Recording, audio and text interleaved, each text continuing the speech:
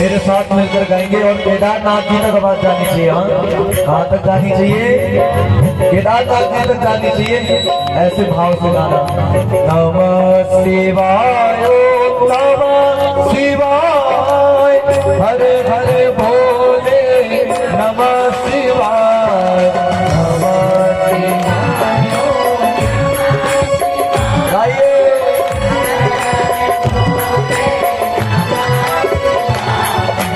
नमः शिवाय नमः शिवाय हरे हरे भोले नमः शिवाय नमः शिवाय नमः शिवाय हरे हरे भोले नमः शिवाय। दोनों हाथ में ताली सेवा करते हुए गाना। नमः शिवाय